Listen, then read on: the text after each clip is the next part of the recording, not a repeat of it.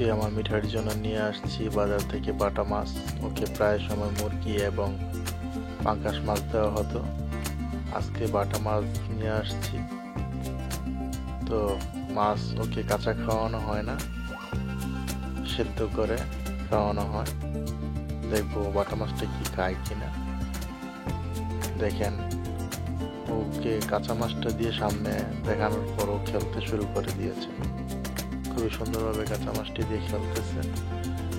ওকে কাঁচা মাছ খাওয়ানো হয় না, কারণ কাঁচা মাছ খাওয়ালে ও বমি করতে পারে, তাই ওকে কাঁচা মাছ দেওয়া হয় না।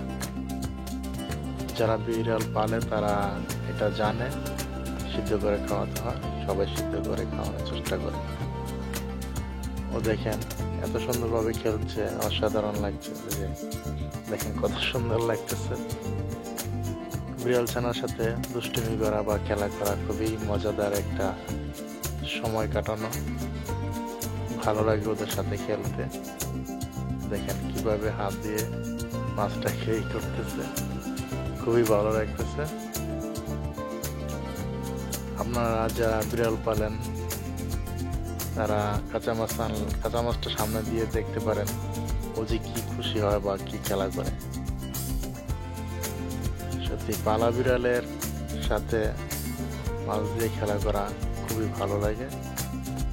এই যে দেখতে পাচ্ছেন ও দাঁড়িয়ে যাচ্ছে মাছটা নেওয়ার জন্য, অসাধারণ লাগছে। এই যে মিঠাই, দেখো দেখো দেখো কিভাবে দাঁড়িয়ে আছে, দেখেন অসাধারণ। ও মুরগি দিলে যেমন একদম দাঁড়িয়ে থাকে, এই ঠিক এইভাবে দাঁড়িয়ে থাকে। খুবই ভালো লাগে ওর সাথে খেলা করতে।